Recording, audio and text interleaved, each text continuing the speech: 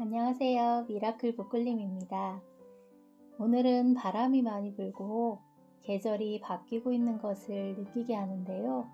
여러분 건강은 안녕하신가요? 그래서 오늘은 대체의학 서적으로 음양오행을 통해 몸의 균형을 잡고 자연 치유하는 건강법을 소개한 책 감기는 굶어야 낫는다를 소개해 드리겠습니다. 지은이는 조기성, 출판사는 시소입니다. 조기성 작가님은 우리가 먹는 음식과 생활 습관이 몸에 얼마나 큰 영향을 미치는지를 몸소 깨닫게 된 후로 양 한방을 비롯한 자연요법, 자연의학 등의 보완 매체의학에 관심을 가지고 현재는 옵티마 체질 임상학회의 연구원으로 활동하고 동국대학교 약학대학 외래 교수로 재직 중이십니다. 30년간 임상약사로 환자들을 대해서 원인을 알 수 없는 증상과 증후군 등을 어떻게 개선할 수 있을까에 대해서 계속 탐구를 하고 있습니다.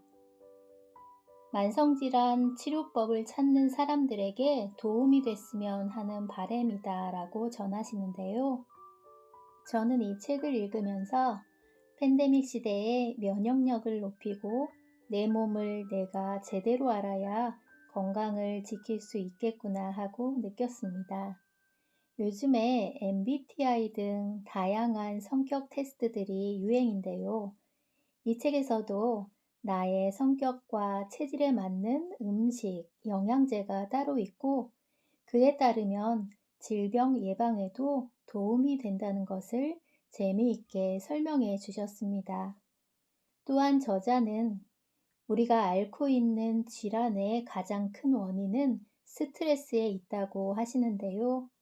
여러분들도 이 책을 통해서 그 원인을 알고 개선법을 찾으셨으면 합니다.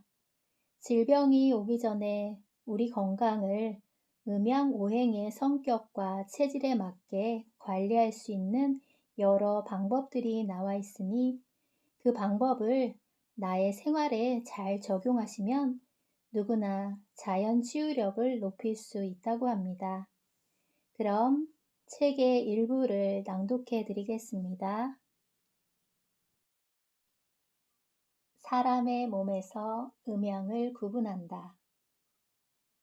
동양 철학의 근본이 되는 음양론으로 볼 때 자연에는 음과 양이 공존하면서 모든 것이 조화롭게 공생한다.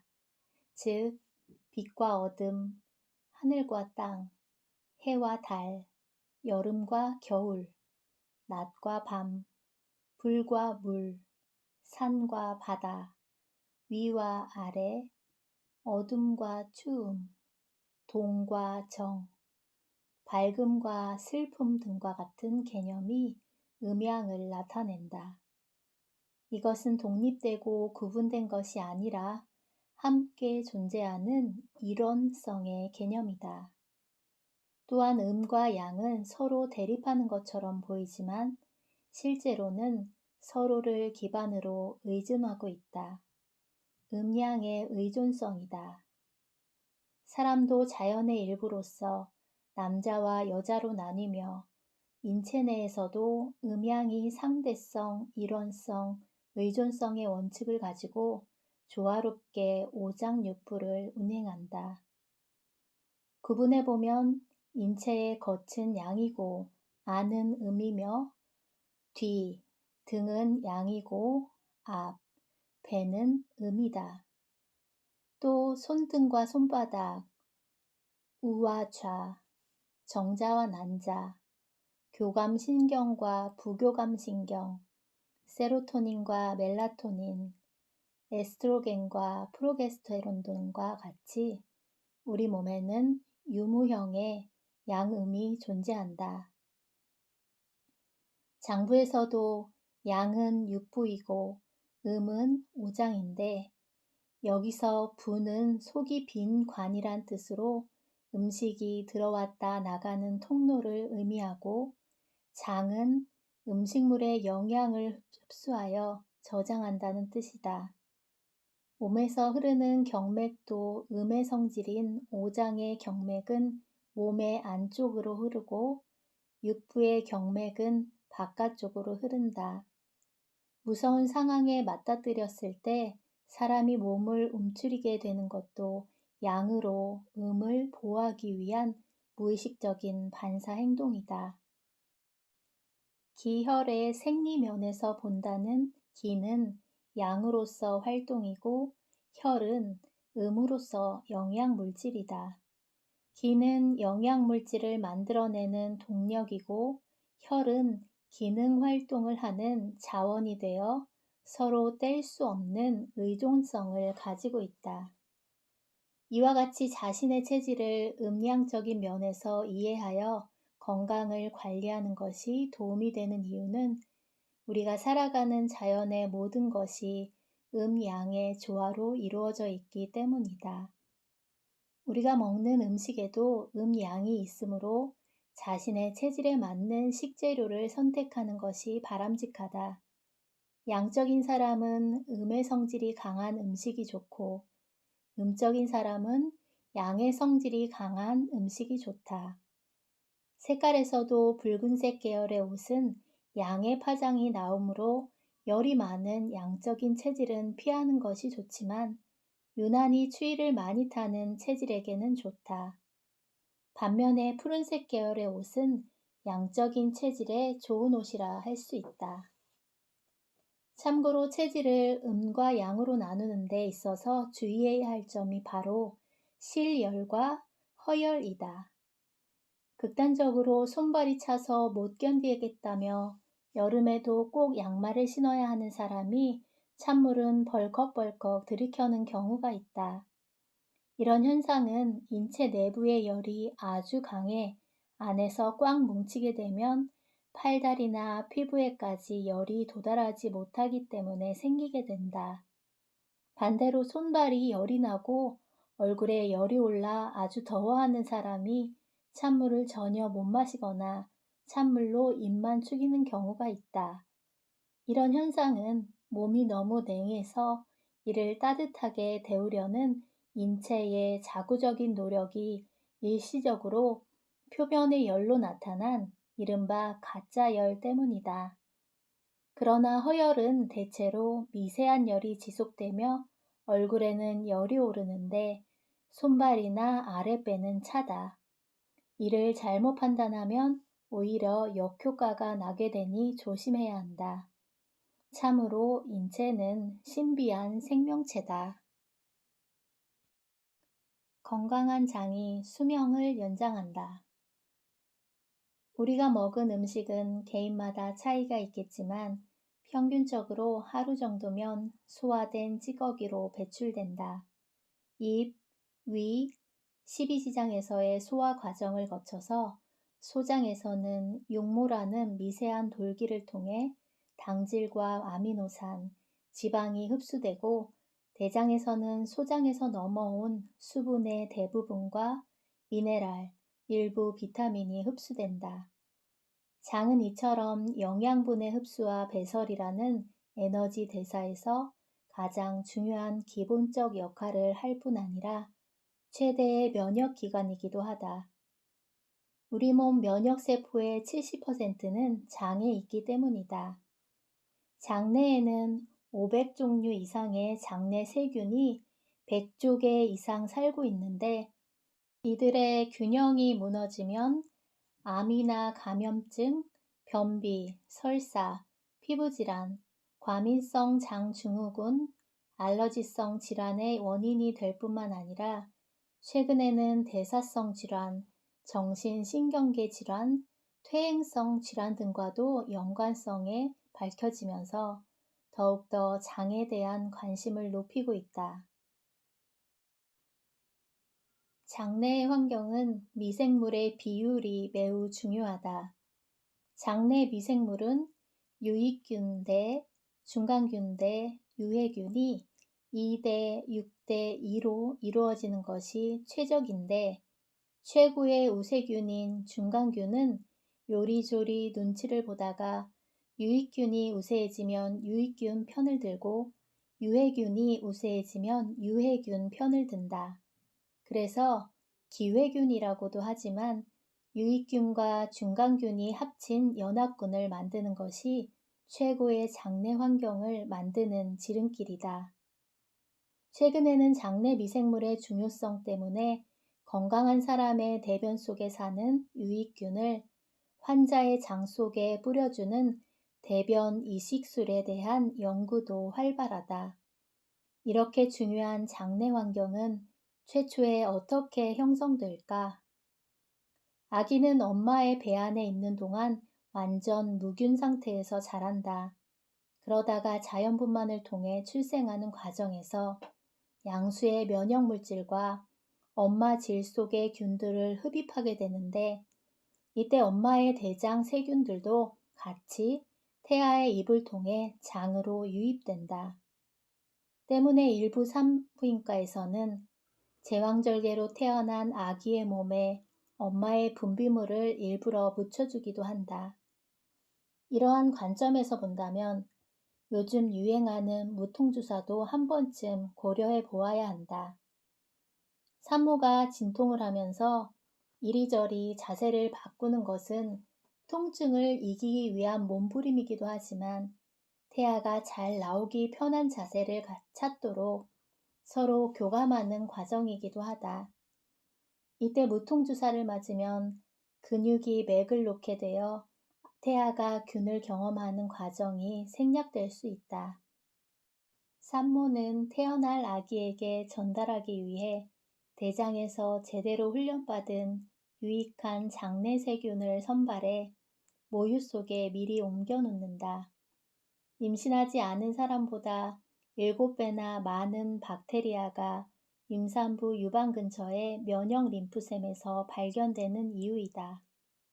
이러한 과정을 거쳐 아기의 장내 세균이 만들어지고 이는 장내 면역으로 이어진다. 따라서 제대로 된 장내 세균을 엄마에게 받은 것이 무엇보다 중요한데 자연분만과 모유 수유가 그 답인 것이다. 이후에 아기는 엉금엉금 기어다니기 시작하면서 장난감뿐만 아니라 주위에 있는 것을 손에 잡히는 대로 날름날름 핥는다.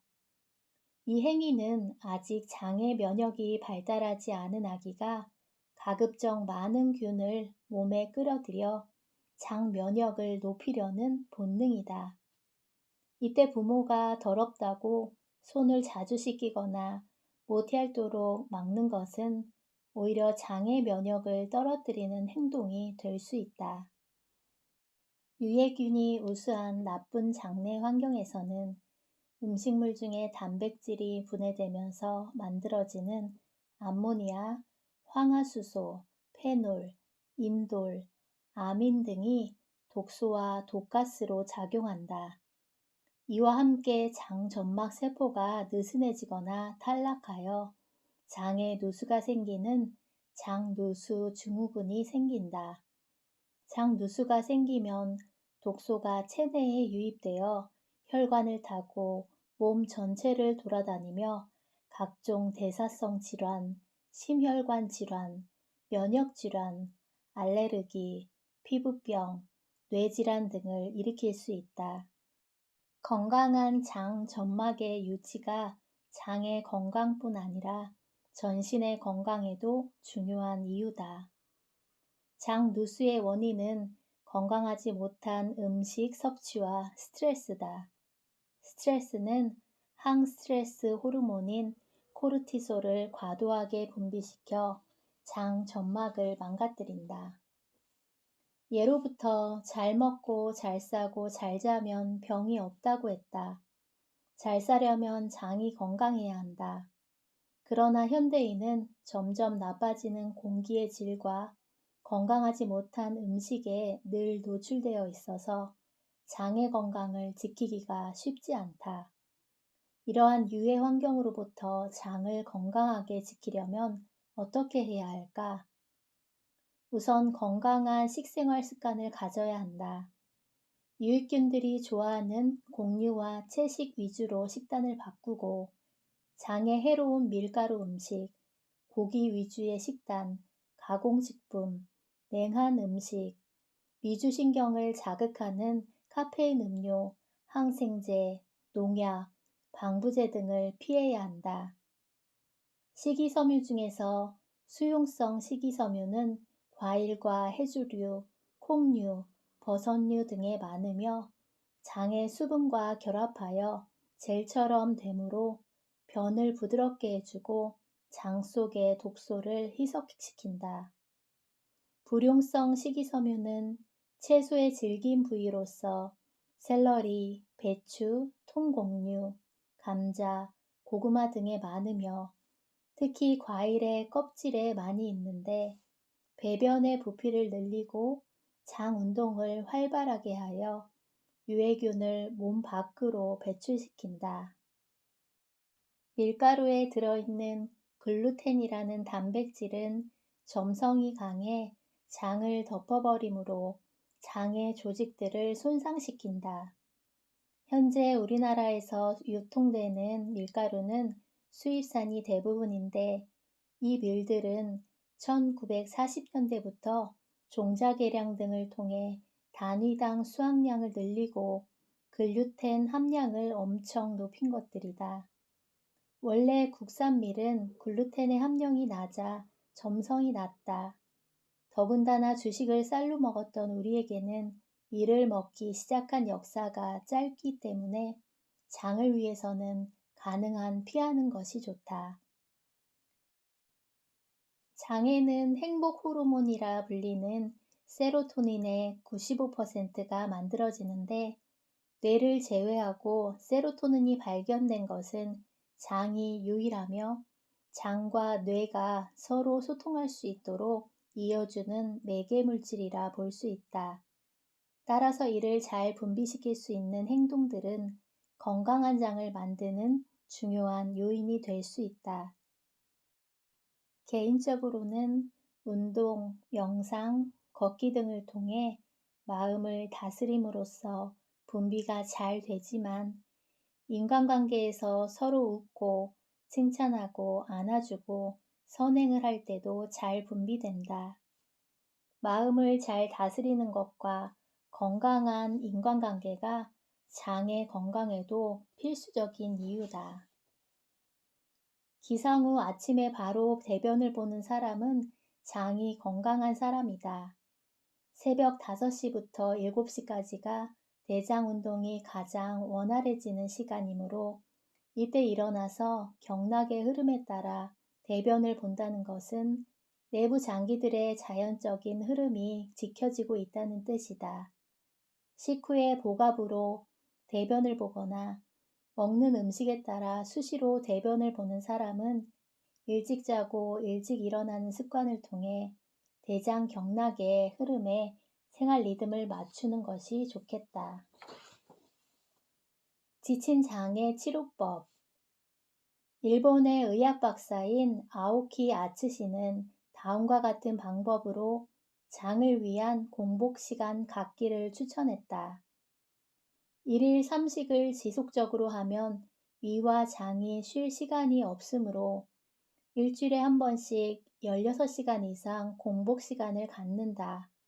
즉, 장에 휴식 시간을 주는 것이다. 교감신경이 우위에 있는 낮 동안은 식사를 하고 부교감신경이 우위에 있는 밤에는 휴식을 한다.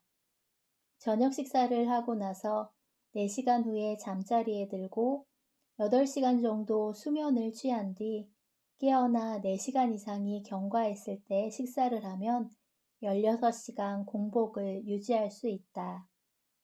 이 시간 동안은 가능한 한 물을 많이 마시고 16시간 후에는 폭식을 금해야 한다.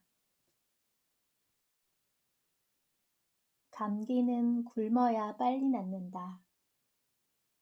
우리 몸은 기본적으로 따뜻함을 좋아하고 적절한 신진대사와 면역의 유지를 위해 일정 체온을 유지해야 한다. 따라서 차가운 곳에 계속 있으면 면역성이 떨어져서 감기에 걸릴 확률도 높아진다. 감기 바이러스들은 차가운 온도에 적응력이 좋은 놈들이다. 특히 차가운 환경으로의 갑작스러운 이동이나 피로, 과도한 스트레스 등은 이런 차가운 기운을 가진 감기 바이러스가 침투하기 쉽게 만들고, 이놈들의 침투 초기에 우리 몸은 오한이라는 증상을 겪게 된다. 반면 이러한 바이러스들은 더운 온도에는 취약하므로 이들이 침입하면 우리 몸은 이를 물리치기 위해 체온을 끌어올리는 작업을 한다. 외적이 쳐들어오는 비상사태가 발생했으므로 우리 몸은 가능한 한 모든 작업을 중단하고 체온을 올리기 위해 최대한 에너지를 동원하려 한다. 즉, 위급 상황이다 보니 인체의 기본 활동 중 중요한 소화나 배변 활동마저도 사용할 에너지의 여유가 없어지는 것이다. 때문에 입맛을 잃게 되고 배변도 정상적이지 않게 된다.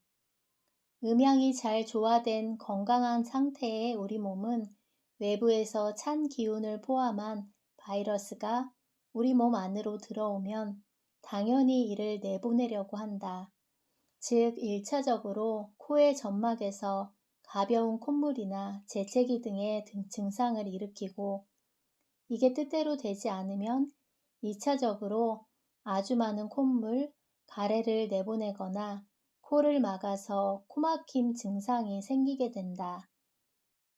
여기서 콧물이나 가래는 외부에서 들어온 찬 기운이 뭉친 것이고, 이를 내보내려는 것이나 코막힘은 우리 몸을 지키려는 몸부림인 것이다.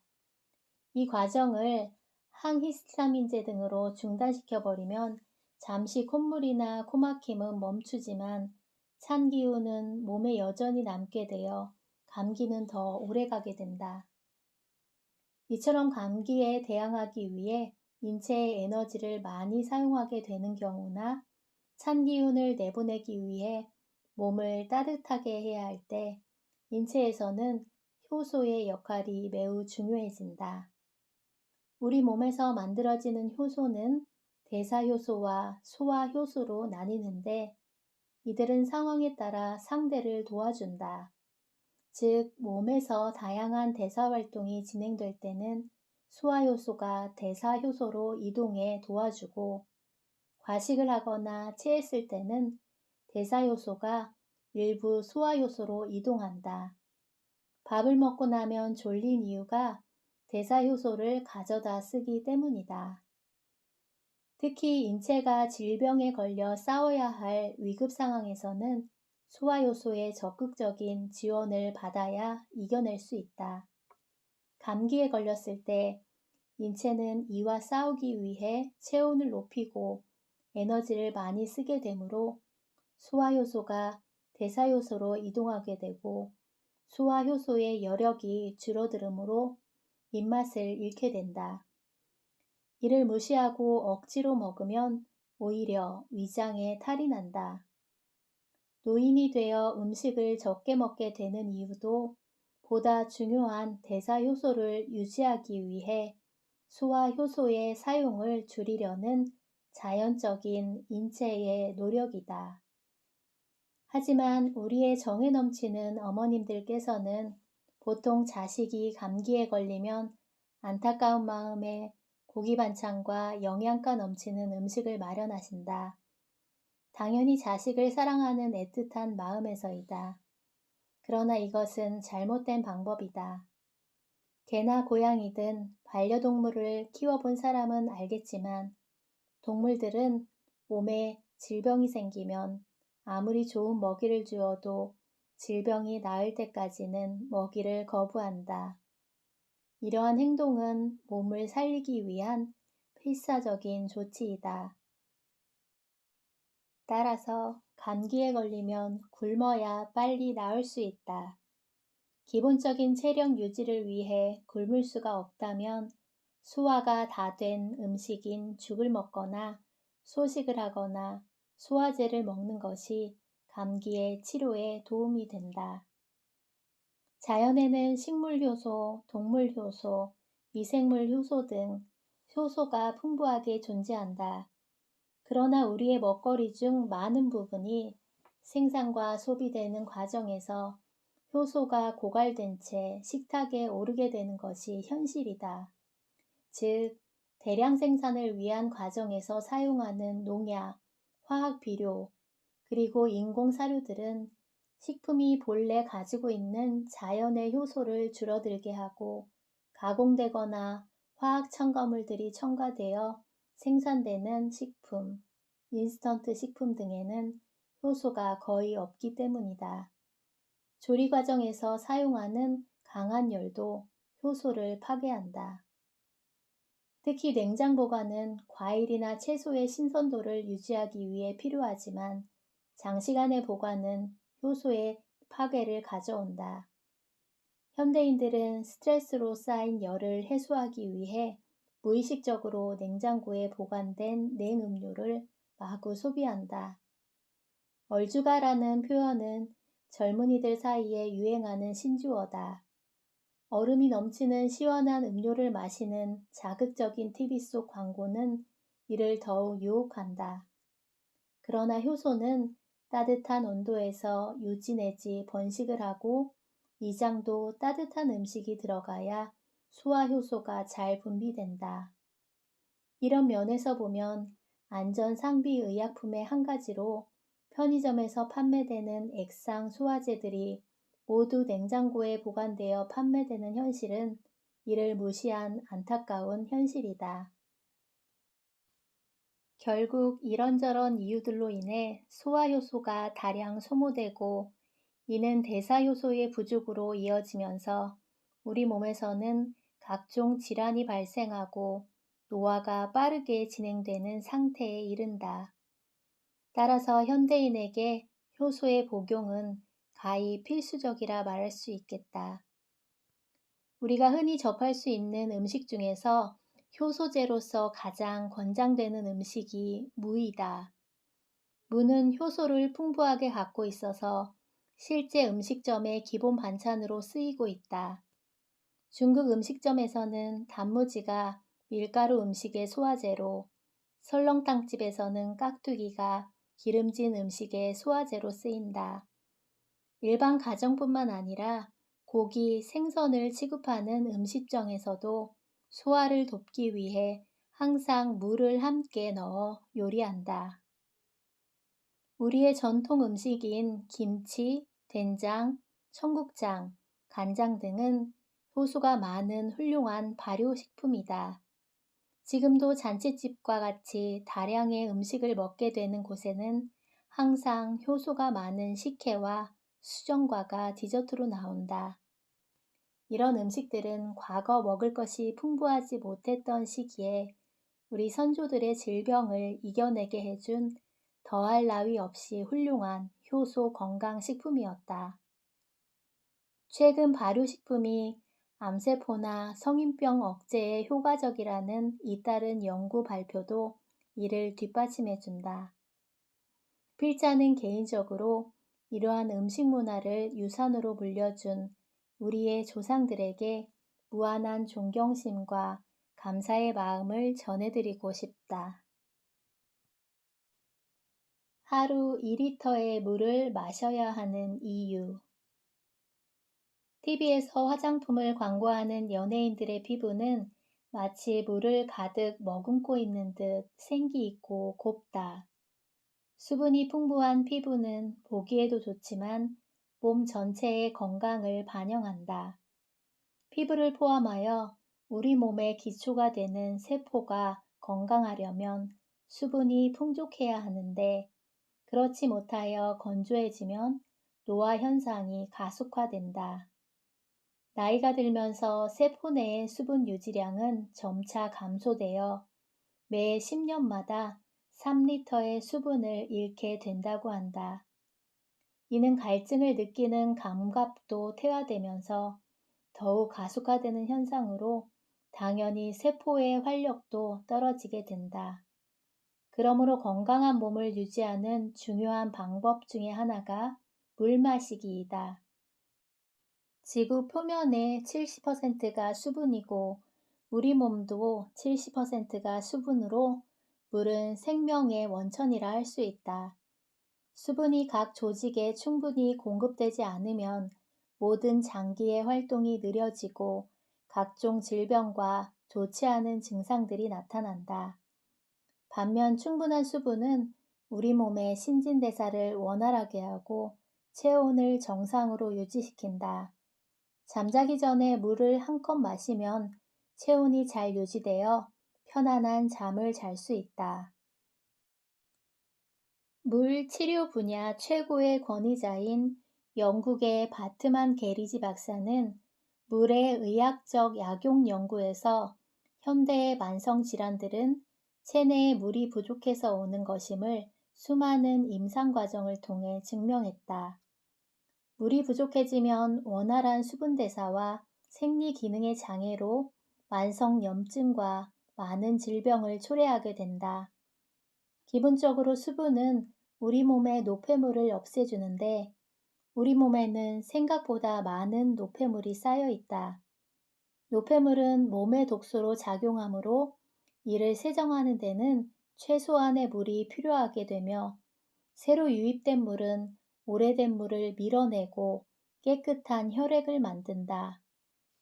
우리 몸에서는 신장이 노폐물을 걸러내고 물을 재흡수하므로 물을 많이 마시면 그만큼 소변으로 배출되기 때문에 신장을 쉬게도 해준다. 동양의학에서는 폐장이 통조수도라는 기능을 통하여 인체의 위쪽에서 수액을 전신으로 퍼져나가게 하고 배설을 조절하는 역할을 하며 아래에서는 신장이 수액 대사를 관장하고 소변의 생성과 배설에 중요한 조절 작용을 한다고 본다. 따라서 신장이나 폐장에서의 수분 대사가 제대로 이루어지지 않으면 수분이 자신의 길을 잃어서 각 조직에서는 수분이 부족해지고 장부에서는 진액이 마르는 상태를 초래한다. 진액이란 인체 내에 존재하는 수분을 통칭하는 말로 오장육부의 영양의 기본이 된다. 폐장에 진액이 마르면 폐결핵이 오고 기관지가 건조해져서 마른 기침을 하며 피부가 건조해진다. 간장에 진액이 마르면 간경화가 오고 눈물이 말라 안구 건조증이 생기고 생식기가 건조해진다. 위장에 진액이 마르면 저산증이 생겨 위장병이 생기고 입안에 침이 마르며 입술이 건조해진다. 심장에 진액이 마르면 혈액이 탁해져서 순환 장애가 오고 혀가 건조해진다. 신장에 진액이 마르면 몸의 원기가 떨어지며 뼈가 마르고 귀가 건조해진다. 진액이 마르게 되는 원인은 자율신경 조절 기능과도 관련이 높다. 스트레스가 많아지면 인체에서는 교감신경이 상대적으로 더 활성화되는데 이때 에너지를 집중적으로 사용하기 위해 체내 수분을 배출하려는 성향이 높아진다. 동양의학의 근본 원리인 음양은 자연에서 풍, 한, 서, 습, 조, 화의 5가지 기운으로 나타나는데 현대는 이 기운 중에 조와 화가 많아지는 시대이다. 외부적으로는 비닐, 플라스틱, 콘크리트, 시멘트 등의 환경 파괴 물질과 탄소 배출량의 증가, 미세먼지 등으로 인한 지구의 온난화가 조화, 화한 환경을 만든다. 인체 내부에서는 인스턴트 식품, 가공식품, 기름에 튀긴 음식 등의 음식과 방사능 노출, 스트레스 등이 몸의 조와 화한 상태로 만든다. 예를 들면 라면, 과자같이 영양가는 없고 에너지만 나게 하는 음식이나 냉장 음식, 후각을 강하게 자극하는 향기가 강한 음식 등이 조한 음식이다. 우리가 평소에 즐겨 마시는 음료나 술은 마신 물의 양보다 훨씬 많은 양의 물을 몸 밖으로 배출시키므로 실제로는 조한 음식이다. 각박하게 살아가는 현대인에게 정신적으로나 육체적으로 쌓이는 스트레스는 몸에 화를 만든다. 이러한 스트레스를 풀기 위해 먹는 매운맛의 음식도 화하며 빵과 국수 등 우리가 흔하게 먹는 밀가루 음식도 몸의 피부층을 두껍게 하고 열의 발산을 막으므로 화한 음식이라 할 수 있다. 고기류도 에너지를 많이 생성하므로 화한 음식이다. 그 중에서 대량 생산으로 인해 흔하게 즐겨 먹게 된 닭고기는 뜨거운 성질을 가지고 있어서 우리 몸의 인삼만큼이나 많은 열을 생성한다. 특히 근육을 만들기 위해 먹는 닭가슴살은 열이 많은 체질의 사람에게는 각종 염증과 만성질환의 원인이 되므로 주의해야 한다. 그렇다면 이를 해결할 수 있는 방법은 무엇일까? 바로 물을 많이 마시는 것이다. 물은 진액을 만드는 가장 기초적인 재료가 된다. 물 마시기야말로 우리 몸을 해독하고 음을 만들 수 있는 가장 기본적인 해결법이다. 인체에서 하루에 소모하는 수분량은 땀과 소변으로 2리터, 호흡으로 0.5리터, 피부로 0.5리터, 대변으로 0.1리터 정도로 약 3.1리터가 되고 섭취하는 수분량은 식사와 과일 등으로 1.5리터, 신진대사에 의해 몸에서 0.2리터가 만들어지므로 결과적으로 우리가 섭취해야 하는 물의 양은 하루 1.5리터에서 2리터 정도이다. 즉, 약 2리터의 물을 매일 습관적으로 마셔야 몸속에 노폐물이 잘 빠져나갈 수 있고 세포에 활력이 생긴다. 물론 이는 평균치이므로 개인에게 필요한 물의 양은 몸무게, 환경, 온도, 신체 활동량과 체질에 따라 다를 수 있다. 일반적으로 가장 좋은 물은 어떤 물일까? 물은 각종 음료나 차 등의 형태가 아닌 아무것도 섞이지 않은 맑은 생수가 좋다. 생수 중에서도 미네랄이 많이 들어있는 약 알칼리성의 물이 가장 좋은데 신비하게도 미네랄 조성이 가장 이상적인 물은 태아에 품고 있는 산모의 양수이다. 생명을 소중히 키우라는 신의 배려인 듯하다. 이제는 거의 집집마다 보급되어 필수품이 되어버린 정수기의 물은 미네랄이 없는 죽은 물이다. 차라리 수돗물을 끓여서 마시는 것이 영양적으로는 더 좋을 수 있는데 다행히 요즘은 정수기 대신 알칼리 이온수기가 많이 보급되고 있다. 자연에서는 해양 심층수가 우리 혈액의 전해질 조성과 비슷한데 해양 심층수는 깊은 바다 200m 이하의 청정 지역에서 순환하는 심해의 바닷물이다. 땅속 깊은 곳에서 자연적으로 분출되는 안반수도 전해질 조성이 비율이 비슷하다. 물을 마실 때는 갈증이 나서 마시는 것이 아니라 그 전에 마셔야 한다. 갈증이 날 때는 이미 몸에서 신진대사가 떨어지고 있기 때문이다. 그리고 여러 번에 나누어 조금씩 자주 마시는 것이 좋다. 목이 마르다고 한 번에 벌컥벌컥 마시면 오히려 몸에서는 흡수되지 못하고 담음이 될 수 있다.